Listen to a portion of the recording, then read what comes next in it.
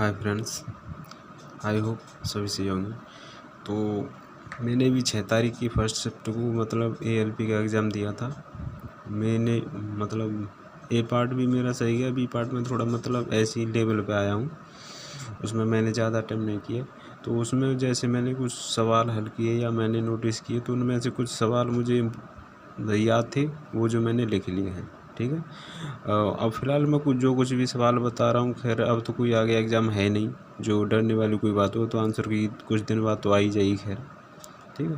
तो मुझे लगता है शायद बोर्ड को भी इससे कोई ऐतराज़ नहीं होगा। ठीक है। तो आइए कुछ सवाल बता रहा हूँ मैं, जो मुझे याद हैं अभी।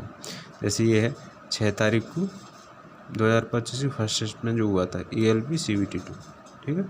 और पार्ट ए के कुछ सवाल है। जैसे ये एक है, जब कोई वस्तु किसी ऊंचाई से नीचे आती है तो उसकी ऊर्जा में क्या परिवर्तित होता है। जैसे कोई वस्तु ऊंचाई से आएगी नीचे, तो यहाँ क्या है, ये यहाँ है स्थितिज ऊर्जा। और जो कोई वस्तु उस गुरुत्वाकर्षण की वजह से अगर कोई वस्तु नीचे आएगी तो उसकी क्या बढ़ जाएगी, गतिज ऊर्जा बढ़ जाएगी। ठीक है। स्थितिज ऊर्जा कम होती जाएगी और गतिज ऊर्जा बढ़ती जाएगी। तो इसका ये पहला सवाल हो गया था। अब ऐसे ही दूसरा सवाल आता है, एक घनाभ में 3 फलकों का क्षेत्रफल 162 मीटर स्क्वायर, 144 मीटर स्क्वायर और 50 मीटर स्क्वायर है, तो घनाभ का आयतन ज्ञात कीजिए। ठीक है। ये ऐसे मतलब कुछ सवाल आए थे जो मैं बता रहा हूँ। ठीक है। ठीक है, ये सवाल हो गया था हमारा, दूसरा सवाल हो चुका था। ठीक है। अब ऐसे ही इसमें ये तीसरा सवाल है।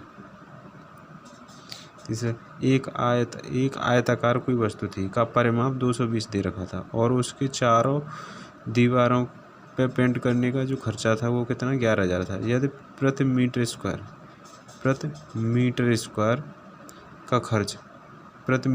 का खर्च कितना दे रखा है, यहाँ छुप रखा है। यहाँ भाई इसको काटूँ, कट जाए भाई, यहाँ कट चुका। ये प्रति मीटर स्क्वायर खर्च कितने रुपए का, 10 रुपये पर मीटर स्क्वायर का।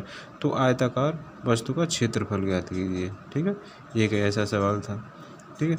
और आगे देखते हैं, ये चौथा सवाल आ गया। चौथा सवाल में क्या कह रहा, चौथा सवाल में कह रहा दो वस्तुओं का मासापा 62 है और मासापा से अलग लासापा के 2 गुणनखंड कितने हैं, 7 और 9 हैं।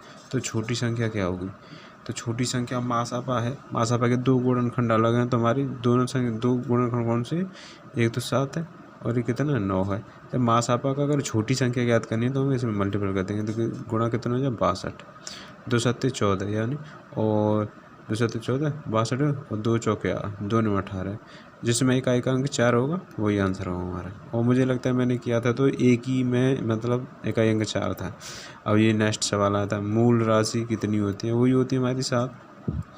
ऐसे निम्न में से मूल राशि की नहीं है, मतलब इसमें मतलब 4 ऑप्शन थे, 4 ऑप्शन में एक था बल एक ऐसा था जो मतलब एक मूल राशि नहीं है। ठीक है।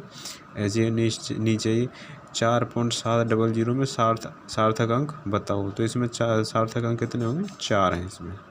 ठीक, इसमें 4 हैं सार्थक अंक। ऐसे नेक्स्ट क्वेश्चन है हमारा, एक वस्तु की गतिज ऊर्जा 120 जूल है। एक वस्तु की गतिज ऊर्जा कितनी दे रखी है, 120 जूल दे रखी है और 15 kg द्रव्यमान है, तो वस्तु का वेग होगा।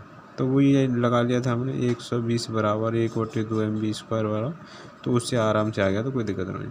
और ये एक कॉम्प्लिकेटेड सवाल था जो शायद सभी को पता होना चाहिए, पर शायद मुझे लगता है मुझे पता फ़ारेनहाइट में तो मुझे पता था, पर डिग्री सेल्सियस में मुझे पता नहीं था। तो क्या था, डॉक्टर का जो थर्मामीटर होता है डिग्री सेल्सियस में उसकी क्या रेंज होती है, मतलब मिनिमम कितनी होती है और हाईएस्ट कितनी होती है। तो मुझे पता चला 35 डिग्री सेल्सियस से 42 डिग्री सेल्सियस तक चलता है ये। अगर फ़ारेनहाइट में चलेंगे तो कितने, 96 डिग्री से 110 डिग्री फ़ारेनहाइट तक चलता है। मुझे फ़ारेनहाइट में पता था, पर तो बस हालांकि वो करेक्शन भी हो जाता, पर मैं ज़्यादा गौर नहीं कर पाया मैं उसमें। ठीक है। तो नेक्स्ट देखते हैं। अब आ गई पार्ट बी के कुछ पार्ट है।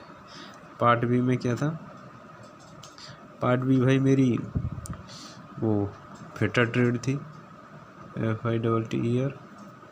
FITTER फिटर में कुछ सवाल थे जो मुझे ट्विस्ट ड्रिल पर सवाल था, मतलब एक सवाल था ट्विस्ट ड्रिल पर, मतलब उसमें कुछ नेक और बॉडी सैंक और फ्लूइड के बारे में था जो ट्विस्ट ड्रिल में कॉमन चीज़ है। तो हालांकि उसका जो आंसर था वो नेक था। नेक सिर्फ टैंक ड्रिंग वाले में होती है, उसमें नहीं होती। साइन बार का अल्पतमांक पूछा था। किसी गाड़ी का पहला ड्राइव टेस्ट किस लिए होता है, मतलब कोई भी गाड़ी अगर हम पहली बार मतलब रोड पे चलाएंगे तो उसका मतलब क्या आएगा, वो ये कि गाड़ी चेक करेंगे मतलब सही चल रही है कि नहीं चल रही है, हम जो कस्टमर के देंगे तो उसका क्या इम्पैक्ट पड़ेगा। ठीक। नेक्स्ट क्वेश्चन है, ब्लाइंड होल में चूड़ी काटने के लिए किसका प्रयोग किया है। ब्लाइंड होल में सभी को पता होता है कि मतलब ब्लाइंड होल में अगर कोई सुराख करते हैं तो उसमें क्या होता है, हम टेपिंग से चूड़ी काटते हैं, टेप से। तो वही आंसर था। रेडियस गेज से क्या मापा जाता है, रेडियस गेज से मतलब कोई भी वस्तु जो रेडियस में होगी वो मापी जाएगी, चाहे तो इनर डाया माप लो या बाहर डाया माप लो। जैसे कोई वस्तु ऐसी है हमारी, ठीक है, जो ये हो रही तो ये वाला डाया भी माप लिया जाएगा, ठीक है। और ये अंदर वाला ये अंदर वाला भी माप लिया, दोनों डाया माप जाएंगे, इनर और एक्सटर्नल दोनों डाया माप ले जाएंगे, ठीक है। नेक्स्ट क्वेश्चन है, लकड़ी और प्लास्टिक काटने के लिए किस पिच ब्लेड का प्रयोग किया जाता है। लकड़ी और प्लास्टिक काटने के लिए किस पिच ब्लेड, तो इसका अधिकतर मुझे लगता है इसका एक कोर्स पिच ब्लेड का इस्तेमाल करते हैं। और ऐसे किस डिवाइडर में नट और बोल्ट लगे होते हैं, तो नट और बोल्ट लगे थे स्प्रिंग डिवाइडर में, ठीक है, स्प्रिंग डिवाइडर में लगे होते हैं नट। टेलीस्कोप गेज किस लिए प्रयोग किया जाता है। टेलीस्कोप गेज में मतलब इनर डायमीटर मापते हैं, इनर कोई भी वस्तु हो मतलब राउंड शेप में हो या मतलब राउंड शेप में इनर डायमीटर मापते हैं, ठीक है। और काउंटर सिंकिंग किस लिए किए जाते हैं। काउंटर सिंकिंग मतलब कोई सैंक टाइप में कोई बोल्ट होता है तो उसके लिए करते हैं, जैसे ये यूँ करके जो होता है इसके लिए करते हैं काउंटर सिंकिंग, ठीक है। और एक में चूड़ी का इमेज आया था, एक में चूड़ी का एक इमेज आया था। इमेज में पूछा था कि मैं कौन सी इनमें से एक में चूड़ी है, वो भी कर दिया था, कोई दिक्कत वाली बात नहीं थी। और जिसने भी पढ़ा वो आराम से करते हैं। एक में चूड़ी उसका जो 29 डिग्री एंगल कोण होता है। किसी जॉब पर लंबवत रेखा खींचने के लिए किसका प्रयोग किया जाता है, ये भी किया था, इसमें ट्राई स्क्वायर आया था। किसी जॉब की ऊंचाई मापने के लिए किसका प्रयोग करते हैं, तो ऑब्वियसली है कि हाइट वर्नियर वो होता है, हाइट वर्नियर गेज वाला मतलब। और ये 13 में आया था। आघातवर्धनीयता पर 2 सवाल है। एक तो धातु पूछी कौन सी धातु आघातवर्धनीय है, और फिर एक मतलब एग्जाम्पल आया था कि मतलब तार खींचने या मतलब वो भी आराम से हो गया था। ऐसे 5S पर 2-3 सवाल थे, वो भी आराम से हो गए, तो कोई नहीं। प्रिवेंटिव मेंटेनेंस के बारे में पूछे 2-3 सवाल, वो भी अच्छी तरह से हो गए, तो कोई दिक्कत नहीं। ड्राइंग शीट में से भी 2 सवाल थे जो मतलब A0 साइज A1 साइज और वो दिए थे, और मिलान भी दिए थे, वो आराम से हो गया, तो कोई दिक्कत वाली बात नहीं है, ठीक है। और नेक्स्ट क्वेश्चन है, पर्शियन ब्लू से भी 2 सवाल आए थे, वो भी हो गए थे, कोई दिक्कत वाला नहीं। और स्क्रैपर से भी एक सवाल था, ये भी हो गया था आराम से। मतलब मुझे जो याद थे वो मैंने दिखा दिए। आई होप आप लोगों को पसंद आए हो। तो वीडियो देखने के लिए धन्यवाद, थैंक यू वेरी मच। और हो सके तो आप चैनल को सब्सक्राइब करें।